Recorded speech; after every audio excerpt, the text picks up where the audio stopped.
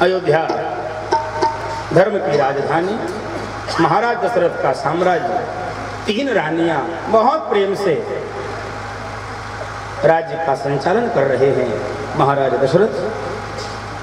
देखो, अयोध्या माने जहां पर कोई युद्ध न हो, अवध यानी जहां पर कोई वध न हो, अच्छी सुंदर अयोध्या है।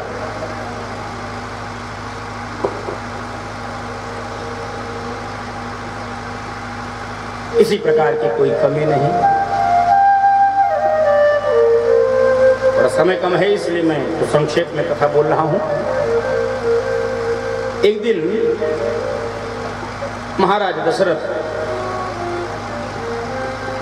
अपने भवन में बैठकर चिंतित, परेशान क्यों है? क्या चिंता है? कोई कमी तो है नहीं राजपाट। एक ही चिंता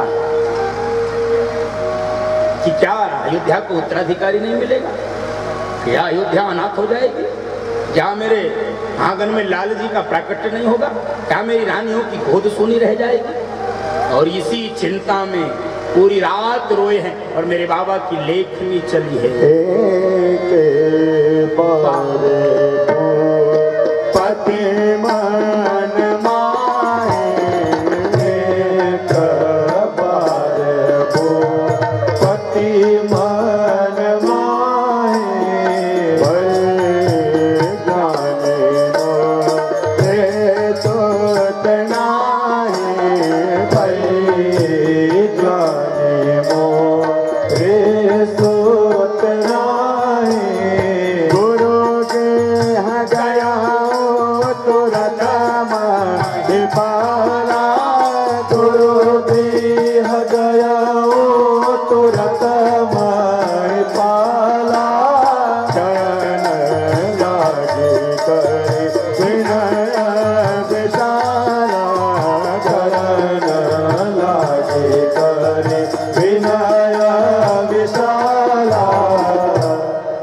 पूरी रात रोए हैं, पूरी रात रोए हैं और प्रातःकाल सीधे भाग के चले गए अपने गुरु जी के यहाँ, वशिष्ठ जी के यहाँ, और वही बात दोहराने लगे। गुरुदेव, क्या मेरी लाश भवन से हाय हाय करके निकाली जाएगी? क्या मेरी रानियों की गोद सुनी रह जाए? गुरु जी ने कहा, है राजन, धरा हूं धीर, धैर्य धारण करो। तो धैर्य धारण करने से क्या होगा? कहीं हुई हैं सुतचारी, 4 बेटे होंगे। और तेज रोने लगे। क्यों? कहने लगे, गुरुजी, एक तो हो नहीं रहा है, 4 कहां से होंगे? हंसी उड़ा रहे मेरे। गुरुजी ने कहा, राजन, अब बच्चे क्रिया से नहीं होंगे, अब बच्चे कृपा से होंगे। अब बच्चे पुरुषार्थ से नहीं होंगे, अब बच्चे प्रसाद से होंगे। क्या करना होगा? पुत्र कामेष्टि यज्ञ। उसी भूमि में आप बैठे जहां पर पुत्र कामेष्टि कौन करता है? श्रृंगी ऋषि। अरे गुरुजी, वो तो कहीं आते जाते नहीं, चिंता मत करो, गुरु मैं हूँ, गुरुता मेरे पास है, तुम जाओ और यज्ञ की तैयारी करो। और यहाँ से महाराज आए हैं और सुंदर यज्ञ की तैयारी हो रही है। सुंदर यज्ञ कुंड बना है, यज्ञ मंडप बना है, सारे अयोध्या के लोग पहुंच चुके हैं, वैदिक ब्राह्मण पहुंच चुके हैं। और ठीक उसी समय श्रृंगी ऋषि बसे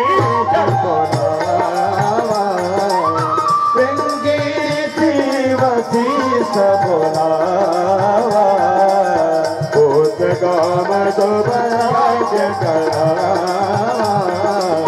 भूत गाम सौभाग्य करावा।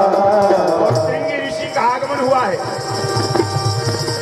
और यज्ञ प्रारंभ हुआ है। वैदिक मंत्रों से आहुतियां पड़नी शुरू हुई हैं और जैसे जैसे यज्ञ अपनी पूर्णता की ओर जा रहा है, आकाश मंडल में दिव्य रंग छा गया, कस्तूरी की सुगंध छा गई। और जैसे ही श्रृंगी ऋषि ने पूर्णता का मंत्र पढ़ा, ओम पूर्णमदः पूर्णमिदं पूर्णात् पूर्णमुदच्यते पूर्णस्य पूर्णमादाय पूर्णमेवावशिष्यते, बोलिए यज्ञ नारायण भगवान की जय। और राजन, लीजिए खीर का प्रसाद, जाइए अपनी रानियों को खिलाइए। और महाराज प्रसन्नता के साथ आए हैं, रानियों में खीर का प्रसाद बांटे हैं।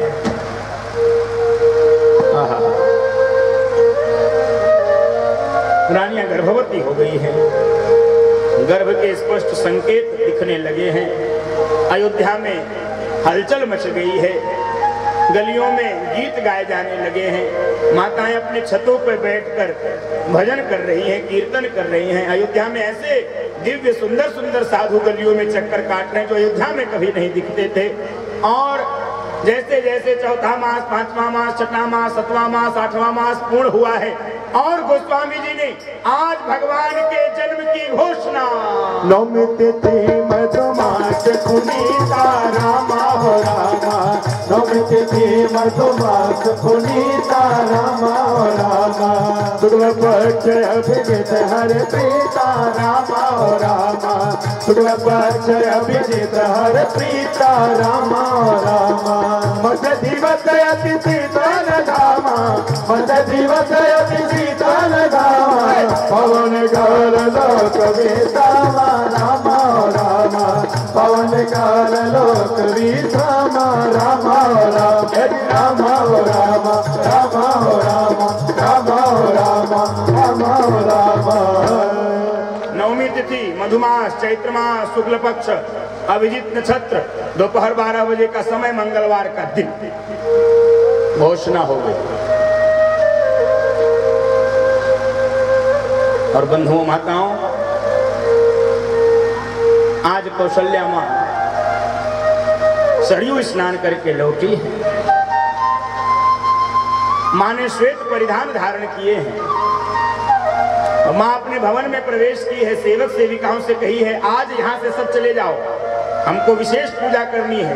कोई सेवक सेविका कहीं नहीं गए, सब छिप छिप कर बैठ गए। और आज मां पहले से ज्यादा दिव्य लग रही है, सुंदर लग रही है, भव्य लग रही है। और मां कौशल्या चतुर्भुज नारायण की प्रतिमा के सामने बैठ गई। मां गहरे ध्यान में डूबती चली जा रही है।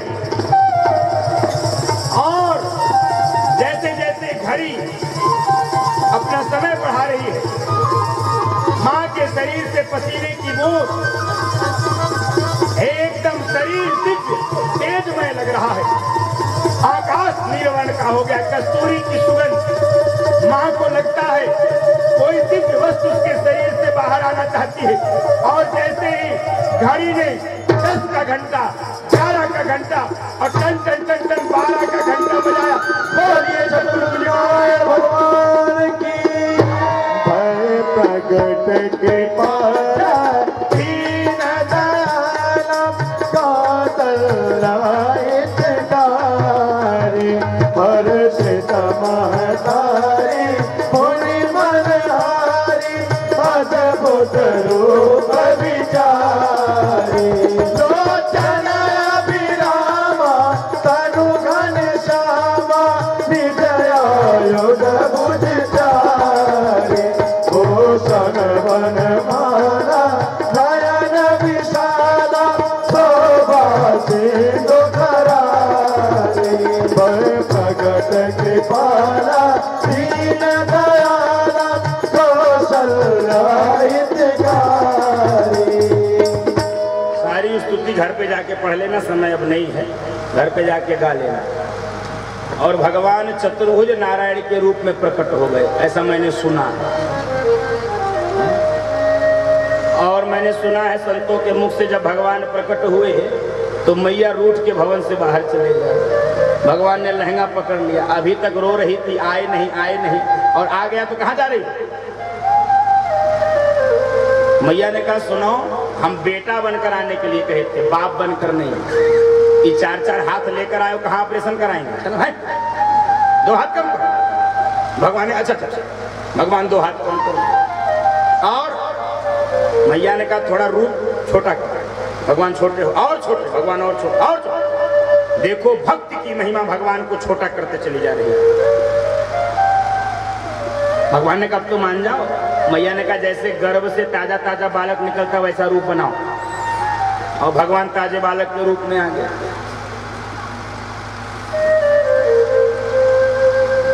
भगवान ने कहा तो ठीक। मैया ने कहा सुनो, थोड़ा टपर टपर कम करो, चुप। बच्चा कहीं बोलता पैदा, भगवान मुंह लटका लिए, चुप हो। अब तो मान जाओ। मैया ने कहा एक काम और करो। क्या? थोड़ा सा रोइए, जब तक रोएंगे नहीं तब तक कैसे पता चलेगा बच्चा। भगवान ने कहा सुनो, या को कोई कष्ट हो वो रोए, हम क्यों रोए, हमको कोई दुख है क्या? मैया ने कहा सुनो, एक आप ही तो हो जो दूसरों के दुख में रोते हो, नहीं तो सारी दुनिया अपने दुख में रोती है। और जब तक रोगे नहीं तब तक संसार का कष्ट जाएगा नहीं। अब रुलाई तो आ नहीं रही है, अब जबरदस्ती बाबा ने क्या लिखा है? सुनी बचन सो जाना रोदन ठाना। जबरदस्ती रोना शुरू किया है और जैसे ही रुदन की आवाज गूंजी है, सुनते रुदन परम प्रियवानी, सुनते रुदन परम प्रियवानी। गम चले आए सबरानी, संभव चली आई सबरानी। हर्षित जाता दाई दादी, हर्षित जाता दाई दादी। आनंद मगन सकल पुरवासे, आनंद मगन सकल पुरवासी। हे चमेली बाई, हे बसंती बाई, इधर सुनो, इधर सुनो, क्या हुआ, क्यों नाच रही हो? ऐसे नहीं बताएंगे, बधाई चाहिए, अरे सब मिलेगा, बताओ तो क्या हुआ? अरे कुछ नहीं, अरे ऐसे नहीं बताएंगे, अरे बताओ सही। अरे कौशल्या माँ की गोद में सुंदर राजकुमार, सुनते ही महाराज पागलों की तरह नाच रहे हैं। दशरथ पुत्र जन्म सुनि गाना, दशरथ पुत्र जन्म सुनि गाना। मानव ब्रह्मानंद समाना, परमानंद पूरी मन राजा। का बोलाए बहुमाना, परमानंद पूरी मन राजा। का बोलाए महाराज दशरथ प्रसन्न हो गए और बाजा बजवाने लगे। और हमको लगता है तभी से बेटा पैदा होने पर बाजा बजता है। बेटा पैदा हो जाए तो बाजा बजता है। ये बात अलग है कि भले जीवन भर बेटा बाप का बाजा बजा, लेकिन बेटा पैदा होगा तो बजेगा बाजे। अब बेटी पैदा हो जाए तब क्या होता है? बेटी पैदा हो जाए तो 2 बार तवा खटखटाते हैं, पूरे घर को सांप सूंघ जाता है। अब बुआ और दादी की तो अम्मे मर जाए। ई कलेश कहां से आओ? आज भी क्षमा करो, आज भी बेटे और बेटियों में भेद किया जा रहा है। आज भी बेटियों की भ्रूण हत्या हो रही है। आज भी बेटियों को संकट से गुजरना पड़ रहा है।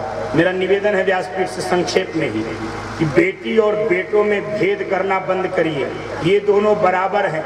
और यदि आपको गलतफहमी है कि बेटा ही सब कुछ कर सकता है, तो मेरी व्यासपीठ की यह आवाज है, बेटा भले कुछ न करे, बेटियां आपके लिए जीवन भर करती रहेंगी और करती हैं। ये आपको मेरा निवेदन है, सब कर सकती है। बेटियों में वो शक्ति है, वो क्षमता है, वो समर्पण है, वो त्याग है।